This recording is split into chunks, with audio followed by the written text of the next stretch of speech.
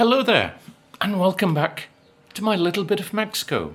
And I'm wearing something very Mexican. I think I didn't actually go to Oaxaca to get this, but it certainly comes from that part of this wonderful country of Mexico. Yeah, I think it's a Oaxacan shirt.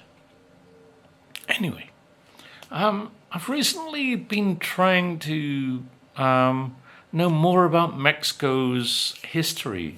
It's such a wide and varied thing that it is, and also learn more about the events that have happened in this country. Actually, I have a couple of videos that I'm going to be creating, including this one. Not long ago, I posted one video all about the San Patricios, which was kind of popular. The San Patricios, as you know, are that Irish battalion who ditched fighting for the United States and decided, well, Mexico is a far nicer place. Let's fight for them instead. And that was during the American-Mexican War during the mid-1800s.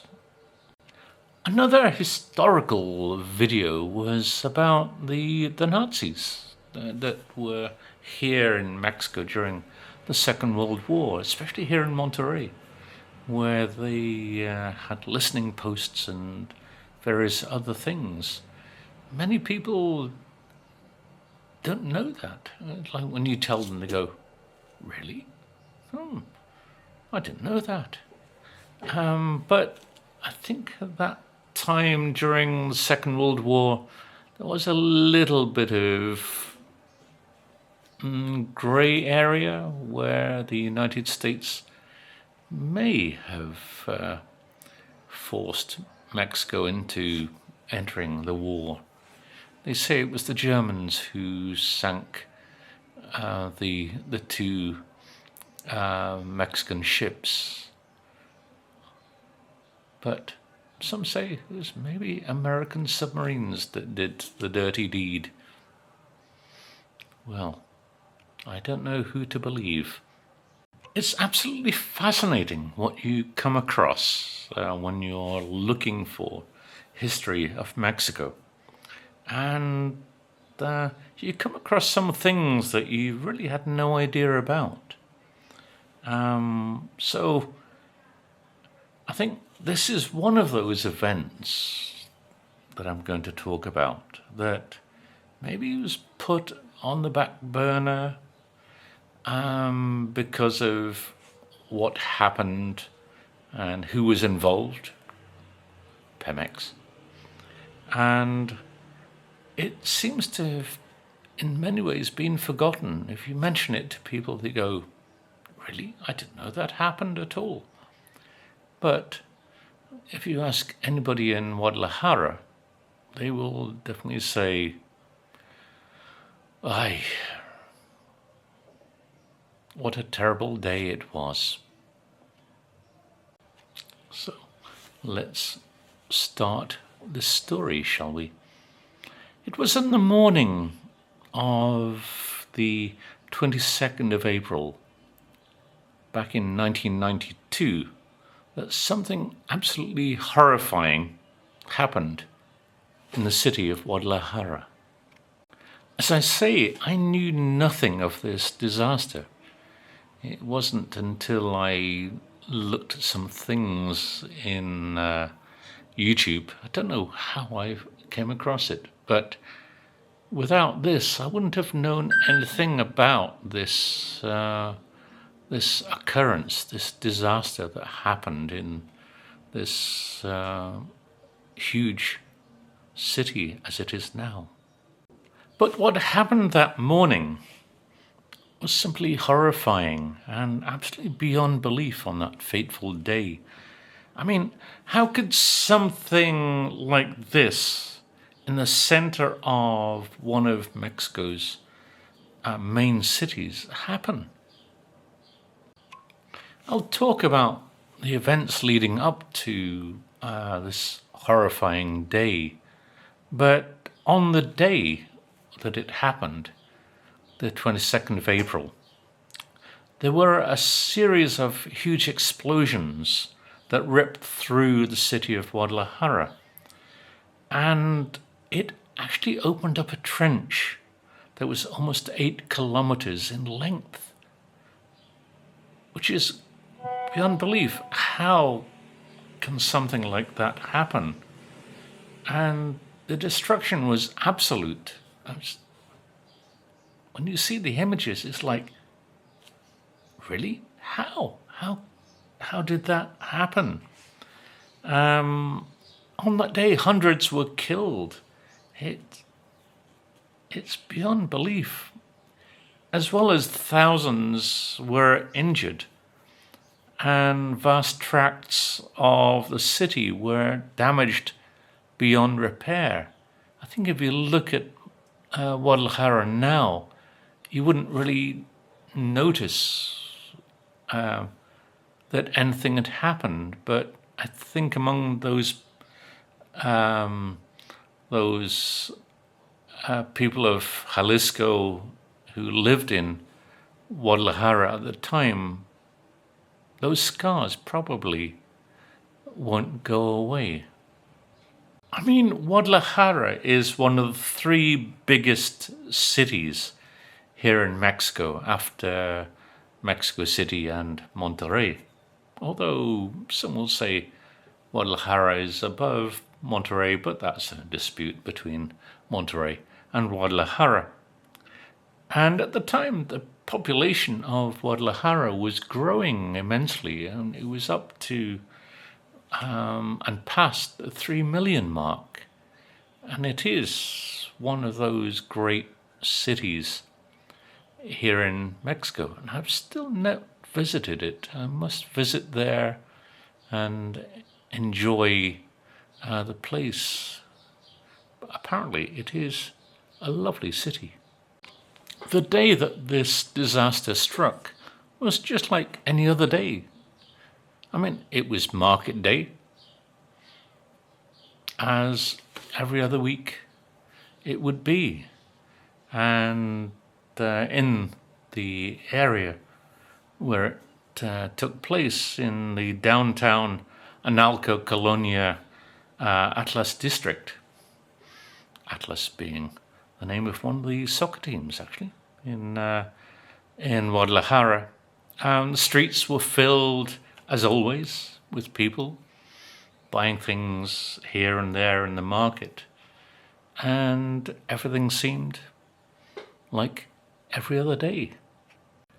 So, as I say, the day was like any other. It was market day, and there was a throng of people around.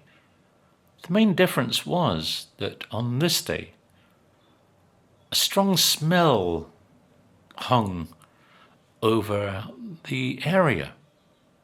The smell was like gasoline, stronger than people had noticed before. And leading up to this time, there was this scent of gasoline becoming stronger. And it had reached a point where it just couldn't be ignored. And in the previous days, there had been this smell, this aroma, stench of gasoline for many days. And people experienced nausea, headaches, their eyes were stinging, and their throats were sore. And as they opened their taps to get water, the water would spit and splutter, and there was this overlying aroma of gasoline, something that people were suspicious about. And in the streets, there would be this vapor, almost smoke-like, coming out of the street from the sewers. So during this week, many of the residents of Guadalajara complained to the authorities about the smell, taste, etc. And although the workers came to look at the problem and try and fix what was happening, the local authorities just said, "That's nothing to worry about, really." This was not entirely true. Actually, the city's water authorities conducted many tests and surveys over the previous days, and they revealed that there was a dangerous buildup of gasoline in the sewers, in the water network, which were caused by Pemex. But despite all of this, the water authority weren't authorized to give any evacuation notice. They were just told to, try and fix it and look at where the source of the gasoline came from and then flush it out through the sewers with as much water as you have. As I say, there was no evacuation given, and the ones in the local government who did have the authority to order an evacuation of the city, or just that part of Guadalajara, they were kind of reluctant to do so, as this would have meant some massive and unprecedented operations to evacuate everybody, as it would have affected so many people. Some of this was because this disruption would have been rather expensive and rather incredible to try and instigate. So they didn't do anything about it in a roundabout way. All they did was just try and resolve the problem. Just like, Pemex, sort that problem out, will you? And everything will be okay. The city's fire chief, he went on the radio and issued a radio bulletin to acknowledge, yes, there is a bit of a problem with the sewers and other things. But he assured everybody that, everything is going to be all right. There's no risk of any kind of explosion. And he urged everybody to, keep calm and carry on, as the saying is in Britain, as they were dealing with this little problem. Oh, how wrong he actually was. So going back to that morning, on the 22nd of April, business continued as normal because of all the assurances that, don't worry, everything is okay. We're in control. And as always, market traders filled the streets selling their wares, fruits, vegetables, tacos, and everything else. And everybody thronged the streets as they always do. At 10:05 came the first of those explosions. And during the next hour or so, this was followed by 8 more explosions, with each one large enough to collapse buildings, throw cars into the air, and cave the street in, creating a giant crater and this incredible 8-kilometer long trench. The streets around the area were just changed into mud from paved thoroughfares that were solid to just mud and dust, and surrounded by rubble from the buildings which collapsed.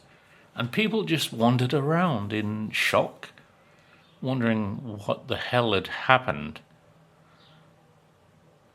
because of the devastation that took place.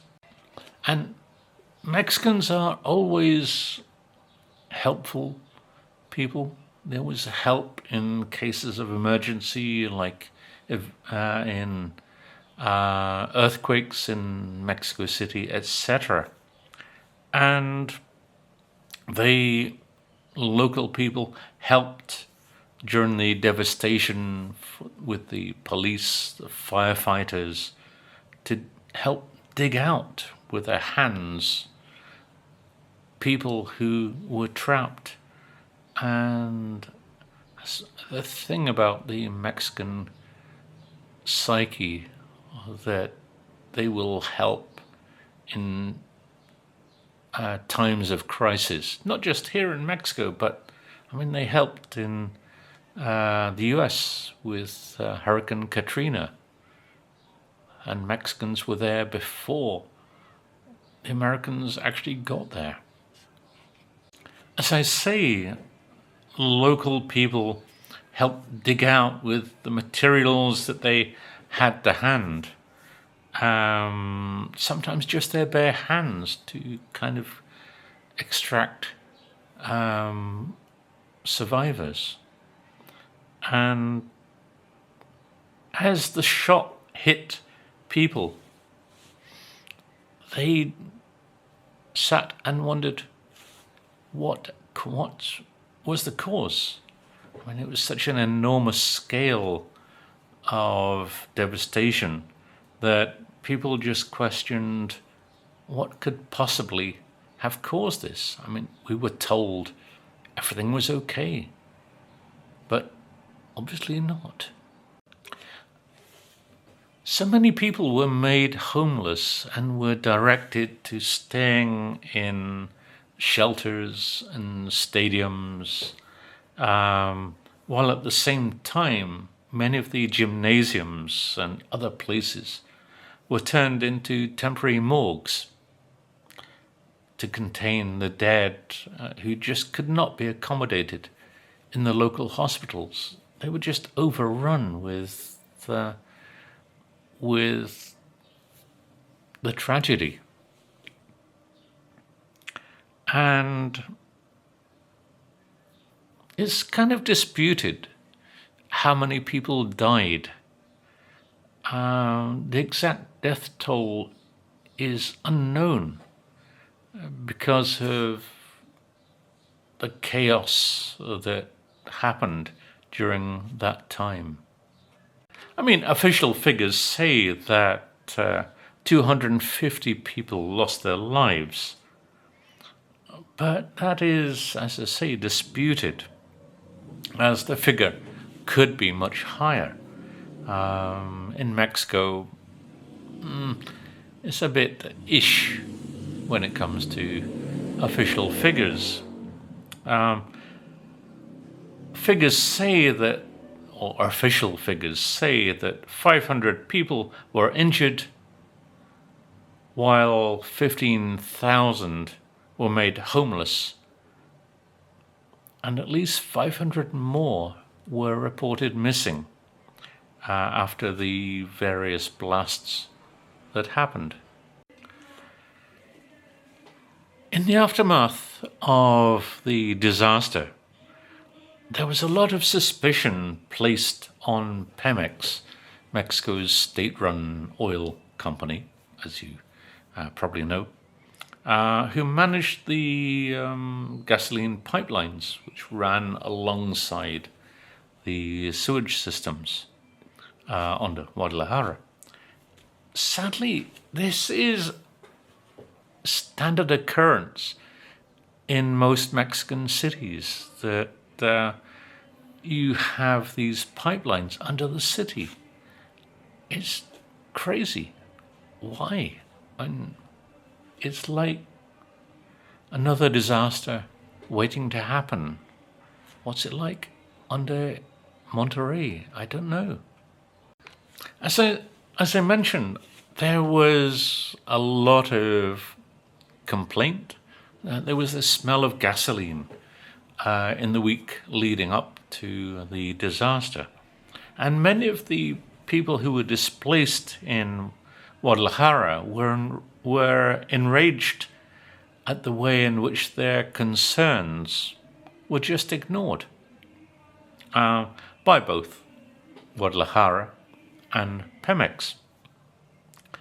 I mean, as I said, for days before this explosion, everybody had been complaining about this strong smell of gasoline, the way that it had affected their tap water, etc.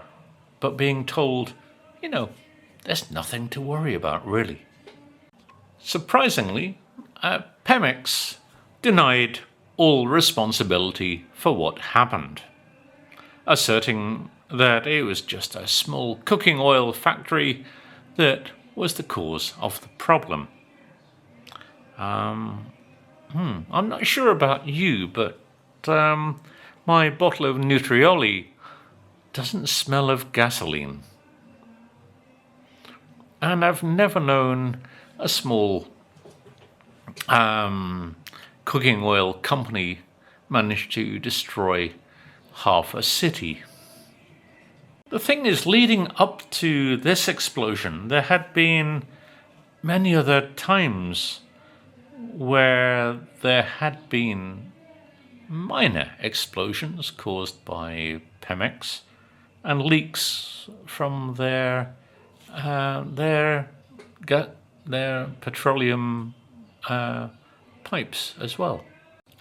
Thankfully, officially, it was decided that it was Pemex who were to blame and not some cooking oil company.